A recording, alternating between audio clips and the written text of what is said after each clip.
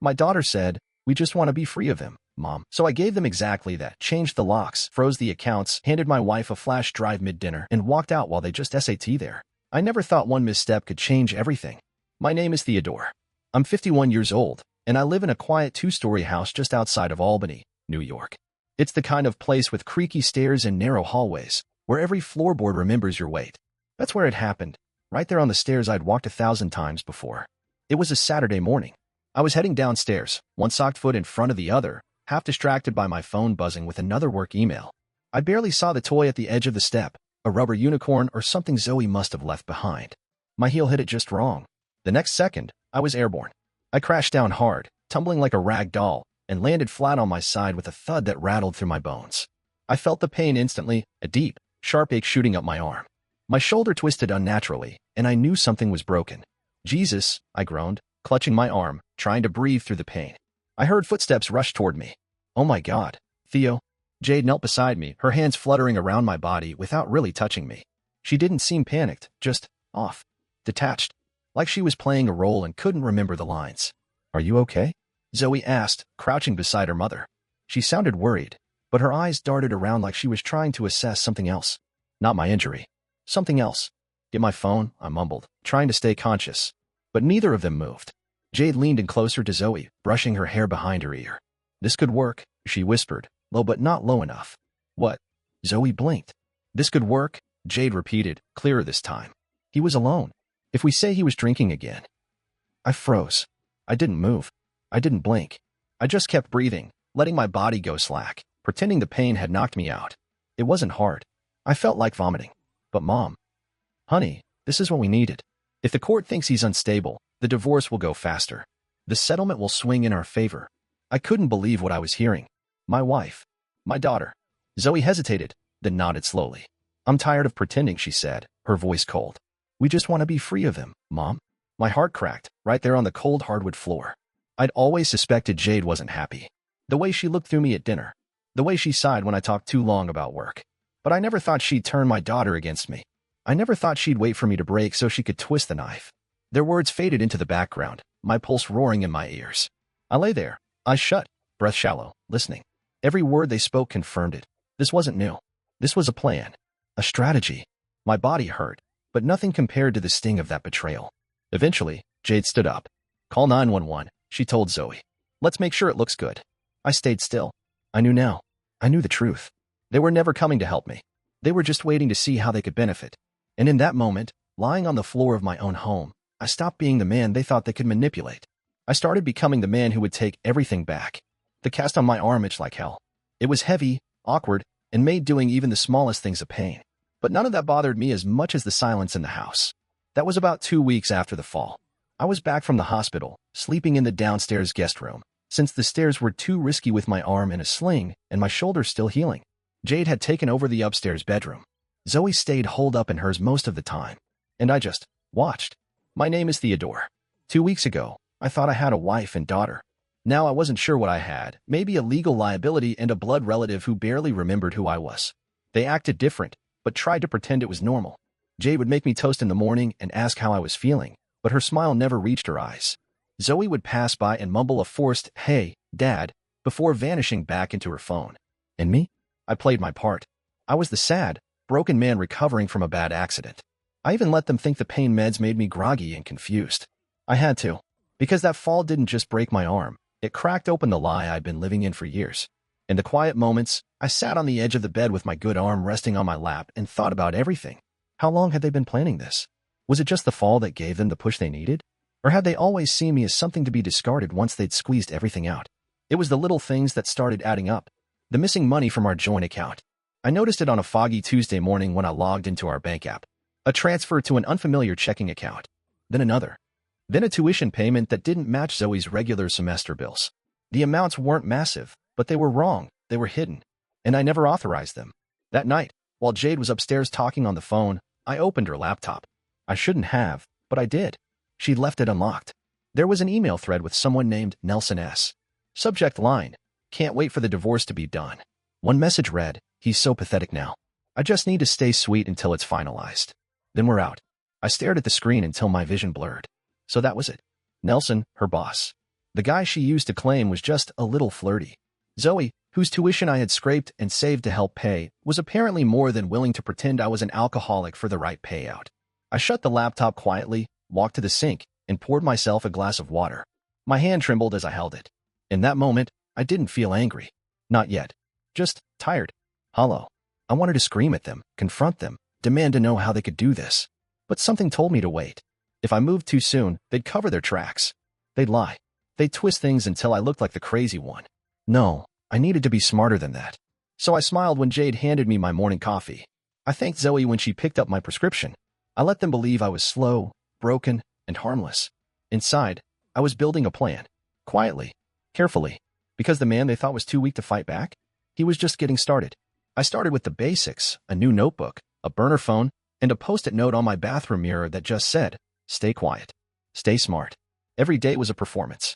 I shuffled around the house in sweatpants and slippers, kept my voice soft, slurred it slightly when I spoke. Sometimes I'd ask Jade to repeat herself, like I couldn't quite follow what she was saying. She always obliged with fake concern in her voice. She was buying it. So was Zoe. My name is Theodore, and I was playing the part of a clueless, broken-down man while quietly building a case to burn my wife and daughter's scheme to the ground. I started with the private investigator. His name was Tony, a friend of a friend from my college days who owed me a favor. I called him from a borrowed phone at a library across town. I need surveillance. Emails, phone records if possible. And I need it discreet, I said. He didn't ask why. Just said, got it. I'll start tonight. Then the bank. I sat down with the branch manager, a woman named Sandra, and asked for printed records of every transaction in the last 6 months from all joint and personal accounts. When she gave me a strange look, I told her Jade thought someone had been phishing her, that I was helping her check. The truth was harder to swallow. Over 10 grand had been slowly drained from our accounts and funneled into 2 accounts I didn't recognize. One had Zoe's name on it. The other was listed under a shell name that traced back to a business address in Boston, the same city where Nelson traveled for work every other month. At home, I stayed in character. I let Zoe talk to me like I was a burden. I let Jade float in and out of the house like she had better places to be. When she came home late and blamed traffic, I didn't question it. When she forgot about my physical therapy appointments, I laughed it off. At night, I got to work. I installed 2 mini cameras in the house, one in the kitchen, one in the corner of the living room, just above the bookshelf. Both were hidden well, bought off a tech forum from a guy who promised they'd be ghosts. Within 2 days, I had footage of Jade pacing in the kitchen, whispering into her phone. "Nelson, I told you, it's almost done. Stop asking if he suspects anything. He's a mess. It'll be fine." Another night, Zoe sat across from her mom on the couch, legs curled under her, scrolling through her phone. "We should have done this sooner," she said. "I mean, what are we waiting for?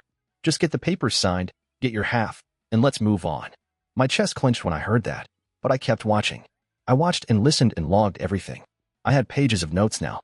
Passwords, account numbers, phone call summaries, dates and times, even screenshots from Jade's email account, forwarded to myself from her laptop when she went to shower. And I had the surveillance videos, labeled and stored on a flash drive locked in the back of my safe deposit box at the bank. Just in case. Theodore, the man they thought was weak, was quietly stacking ammunition. And every lie they told, every slip of the tongue, every late-night confession between themselves was another nail in the coffin they didn't know they were building. I didn't sleep much, but I didn't need to. The anger that kept me up at night was a gift. It sharpened me, focused me. They thought they were playing chess, but I was already 5 moves ahead. The email came in just after midnight. I was in the living room, flipping through a binder of printed bank statements, when my phone lit up. It was from Tony, the investigator. Subject line: "You were right. It's worse." I clicked the attachment and sat there, my breath catching in my throat. There they were, PDFs of Jade's email threads with Nelson. Not just flirty exchanges or vague plans. These were detailed, strategic, cold. One email said, "Once the divorce is official, I'll move into the condo. Theo won't put up a fight. He's not in a position to do anything anymore. He can barely keep up with conversations." Another, "Don't worry about Zoe. She's in. She actually suggested using his old drinking problem as leverage if we need it. She's been collecting little things just in case. Photos, text screenshots, stuff from years ago. We've got backup." I stared at the screen, feeling like I'd swallowed a stone. There was no ambiguity now. No sliver of hope that maybe I misunderstood. This wasn't just betrayal, it was a full-blown conspiracy. Planned. Practiced. Perfected. I leaned back in the chair, pressing my thumb against my temple. My daughter. My own blood. It hit me harder than anything else. I expected this kind of manipulation from Jade. She had always been emotionally distant when things weren't going her way. But Zoe? She was supposed to be different. She used to leave drawings under my pillow when she was little. She used to cry when I missed bedtime. Now she was helping Jade frame me as an unfit husband and father. And for what? College tuition? Freedom? A chance to play the victim? I pulled out the flash drive and copied everything: Tony's report, the screenshots, the emails onto it. I labeled it Confrontation in bold Sharpie and slid it into the same locked box with the bank documents and video files. That night, I didn't sleep. I just stared at the ceiling, watching the shadows move across the plaster. By morning, I knew what I had to do. I called my lawyer, Daniel. He was an old friend who had helped me through some business disputes years back. When I told him what I'd found, he didn't sound surprised. People show you who they really are when they think you're powerless, he said. We set a meeting for the next morning to draft a counterclaim and secure my assets. Daniel also advised me to make one last move: confrontation. They've underestimated you. That's your advantage, he said. Use it. So I planned a dinner. Just the three of us. I told Jade I wanted to celebrate feeling better, told Zoe I miss seeing us all together. They agreed, of course. Why wouldn't they? I was still playing my role, the broken, grateful husband desperate for family. They had no idea the trap was already set. Every detail, every piece of proof, every ugly word they'd ever said about me behind my back, it was all ready. And I was done hiding. They thought they were weeks away from getting rid of me. They didn't realize I'd already made sure they'd lose everything instead. I set the table myself, cleaned the dining room, lit a couple of cheap vanilla candles, even put on music, something soft and jazzy, the kind Jade used to say made the house feel classy. I cooked too. Chicken parmesan, Zoe's favorite. Even plated it nicely. You'd think I was trying to impress them. In a way, I was. Just not how they thought. Jade arrived first, heels clicking on the tile like nothing was wrong. She was dressed sharp, hair pinned up, makeup flawless. Her smile looked a little too tight. Wow, she said, walking into the dining room. You really went all out. I'm feeling better, I said, limping slightly just to keep the act alive. Thought it'd be nice. Like old times. She kissed my cheek, quick and cold. Well, it smells amazing. Zoe came in a few minutes later, earbuds hanging around her neck, scrolling through her phone. You cooked? She asked, raising an eyebrow. For you too? Of course. They both sat down. Small talk followed, awkward and hollow. Zoe talked about some college project. Jade mentioned something about her office holiday party. I nodded and smiled like everything was normal. Halfway through dinner, I set my fork down and cleared my throat. So, I've been thinking a lot about the day I fell. They both froze, just for a second. Jade recovered quickly. What do you mean? That morning. The fall. I remember it clearer now, I said, tilting my head. It's funny. I thought I blacked out. But turns out, I didn't. Zoe stiffened in her seat. Jade gave a careful laugh. Honey, I'm not sure what you're. I cut her off. I remember everything. Silence. I leaned back in my chair and pulled a small black recorder from my pocket. Hit play.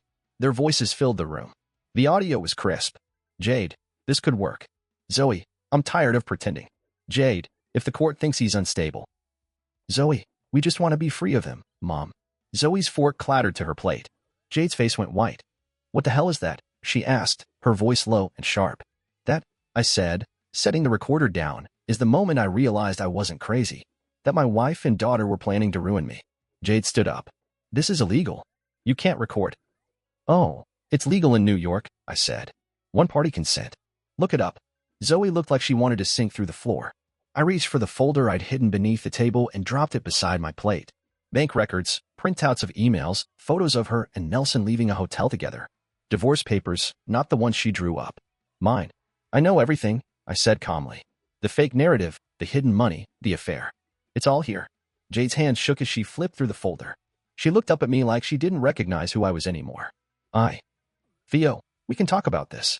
No, I said. We won't. Then I turned to Zoe. I never thought I'd say this to my own daughter, I said, but you helped your mother betray me. You schemed. You lied. And now? You're going to face the consequences. Zoe's lip trembled. Dad, I didn't. I heard you, I said quietly. And I protected myself. The accounts are locked. The house is mine, legally, in my name only. You'll both need to find somewhere else to stay. Jade's voice rose, full of desperation. You're being cruel. No, I'm being clear. I stood slowly, every bone in my body heavy, but my head high. You thought I was too broken to fight back. You were wrong. And with that, I walked out of the room, left the table behind, and finally took back control of my life. The door slammed behind me, but I didn't go far. I stood just outside the dining room, listening to the silence bloom into chaos. It started with Zoe's voice. Shaky. What are we gonna do, Mom? Then Jade's, sharp and rising. Shut up for a second. Just shut up, okay? I didn't go back in. I didn't need to. Instead, I went upstairs for the first time in weeks. The doctor said I should avoid stairs, but I climbed them anyway. My shoulder still ached, but I barely felt it. Something heavier was finally off my back, the weight of pretending, of silence. Back downstairs, they were still arguing. I heard my name come up. He's bluffing, Jade snapped. He has to be. This isn't over. He has the house, Zoe said quietly. He has everything. You said he was broke. I sat on the edge of the bed in the master bedroom. My bed. And for the first time since this whole thing began, I felt like I could finally breathe in my own home. An hour later, Jade knocked on my door. Not gently, not kindly, more like she was trying to shake it off the hinges. I opened it a crack. We need to talk, she said, her eyes red-rimmed and wet. I didn't invite her in. Talk. She crossed her arms. You're really kicking us out? After everything? Yes. We don't have anywhere to go. You should have thought about that before you tried to stage my fall as a drunk accident to speed up a divorce, I said. Before you lied about our finances. Before you dragged Zoe into it. She sniffed, dropped the victim mask for a second. You're doing this to punish me. I met her stare. No. I'm doing this to protect myself. Zoe appeared at the end of the hall, arms folded tight across her chest, face pale. You're kicking me out too? She asked, voice small. I hesitated. For a moment, I wanted to crack. I wanted to say something comforting. But then I remembered her voice on that recording. We just want to be free of him, Mom. You made your choice, I said. You lied to me. You conspired with her. And you used me. I'm your daughter. You were, I said quietly. And maybe one day, you'll earn back that trust. But not today. Not under my roof. Zoe's eyes filled with tears. She looked at Jade, who just stood there stunned, for once with nothing left to say. I stepped back and shut the door. They were gone by the end of the week. Jade tried to threaten me with her lawyer until mine sent over the video recordings, the financial evidence, the emails. Everything. After that, the threat stopped. Zoe texted once. I'm sorry. I didn't reply. They moved into a small rental on the other side of town. Jade still worked for Nelson, at least for now. Zoe deferred her college semester. I didn't feel joy watching them flounder. Just clarity. This was what consequences looked like. And for the first time in a long time, I wasn't the one left picking up the pieces. I was the one standing. Stronger. Alone. But finally, at peace. 3 months later, the house was quiet, the kind of quiet that used to feel suffocating, but now felt like peace. My name is Theodore. I'm 51 years old, and I'm finally learning how to live for myself. Jade moved out the week after the confrontation. She tried to play hardball at first, demanding equity in the house, even threatening to go after my retirement. But her lawyer dropped her case after seeing the mountain of evidence I had stacked against her. She walked away with nothing but her clothes and whatever she could carry. Zoe didn't say goodbye. She packed a suitcase and followed her mother. No tears. No hugs. Just silence. Every so often, I'd stare at the photos on the wall and wonder if the girl in those pictures, the one with the crooked smile and spaghetti sauce on her cheeks, was still in there somewhere. But that version of her. I hadn't seen her in years. I didn't try to chase them. I didn't beg for reconciliation. Instead, I started rebuilding. I went back to work part-time, just enough to keep my mind busy without overwhelming myself. I reached out to friends I hadn't spoken to in years. Had lunch with Eric from college. Went fishing with an old coworker. I even signed up for a local woodworking class, something I hadn't done since my 20s. I started therapy too. My therapist, a woman named Carla, told me something during our second session that stuck. You spent years making yourself small so they'd feel big. It's okay to take up space now. That hit me. Hard. Because she was right. I had shrunk myself in that house, pretending not to notice the way Jade rolled her eyes when I spoke, or how Zoe stopped asking me anything personal. I thought if I stayed calm, stayed steady, they'd come around. That if I kept giving money, attention, patience, they'd finally give back. But people who only see you as useful don't care about your pain. They care about your silence. Well, I wasn't silent anymore. The divorce paperwork came through 2 weeks ago. Finalized. Clean break. My lawyer congratulated me. I shook his hand and drove straight to the beach afterward, rolled my windows down, and let the salt air fill the car. I wasn't celebrating their absence. I was celebrating my return. I'm not saying it didn't hurt. It still does, sometimes. I'll hear a song Zoe used to play or find an old birthday card from Jade stuffed in a drawer. Those moments still hit me, but they don't knock me down anymore. And something else has changed, something unexpected. I started dating. Nothing serious. Just coffee, the occasional dinner. There's a woman named Helen I met at therapy group. Her husband passed away last year.